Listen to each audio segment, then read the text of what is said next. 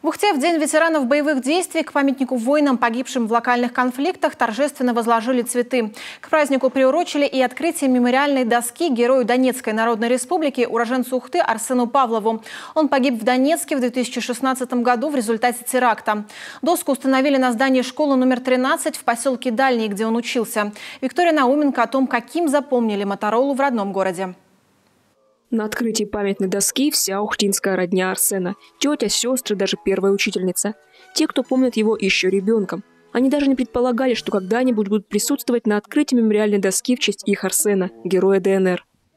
Рос, как все мальчики, но он был очень сентиментальный, очень любил. Всегда говорил: я буду защищать тебя, тетя, и маму. Кто мог подумать, что действительно он и может стать героем? Как сказать, конечно, я не ожидала этого, но такой трепет сердца, что это мой ученик. Он очень был добрым, спокойным таким ребенком.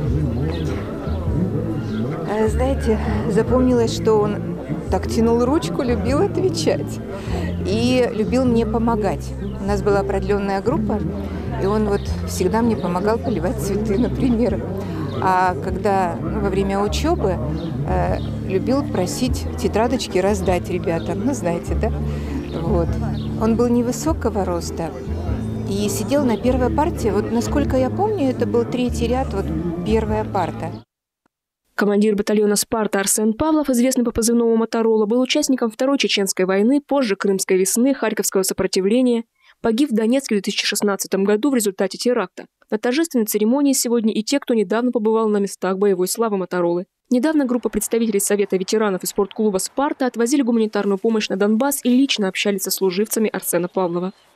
То, что мы увидели, что сделал Моторола, то, что он оставил, какое наследие, это просто не передавать. Именно вот в духе в этом, в победах своих. Ведь победа в аэропорту — это была одна из самых первых и громких побед сил ДНР, вообще добровольческих вот этих противостояния с украинскими нацистами.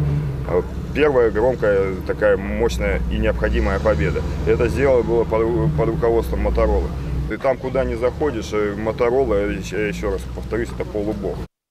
К тому, чтобы увековечить его память, в Ухте шли долго. Еще в 2016 году инициативная группа ухтинцев предлагала переименовать в честь Арсена Павлова улицу города и даже собирала подписи. Но 5 лет назад идея переименовать Ухтинскую улицу в честь героя тогда еще не признанных республик не нашла поддержки городских властей. Но сейчас независимость ДНР и ЛНР признали, ситуация изменилась.